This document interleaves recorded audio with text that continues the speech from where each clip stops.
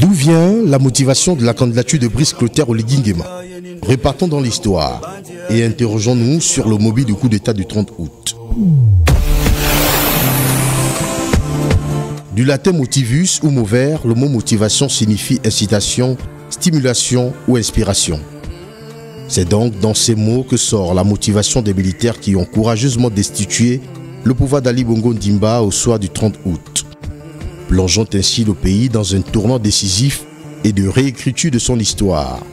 Le général Oligui est très vite perçu par bon nombre de citoyens comme un envoyé de Dieu pour avoir libéré le pays d'une pression exercée par des tierces, souvent identifiés comme étant non nationaux.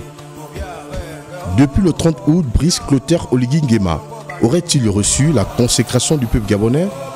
Si la tradition judéo-chrétienne désigne le mot consécration comme mise à part pour une quelconque tâche ecclésiastique, le peuple gabonais voit-il la motivation du général Oligui de la même manière?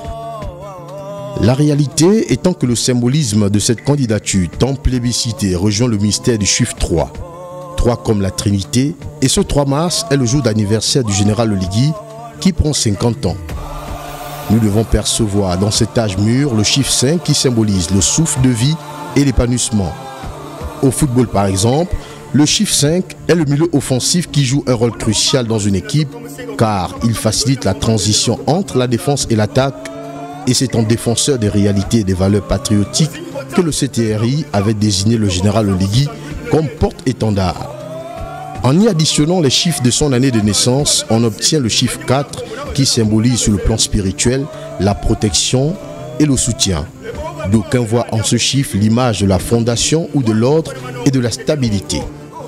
Peu de temps avant cette annonce de candidature, l'on observait une montée en puissance des mouvements associatifs et des regroupements imaginaires qui appelaient le général Oligui à présenter sa candidature. Ce fut une pression sociale qui s'était produite autour d'Oligui. Aurait-il succombé à cela? Est-ce vraiment les réalités quotidiennes des Gabonaises et Gabonais qui l'ont amené à briguer la magistrature suprême? Autant de questions qui restent en suspens, mais à suivre les analyses des initiés, les signes d'un pouvoir incarné sont lisibles à travers la nature, notamment la forte pluie du stade de l'Amitié, les colombes du palais des sports, la marche des 10 000 femmes du 22 février à Franceville. Reste à savoir si cette candidature est un gage d'un développement rêvé par nos ancêtres.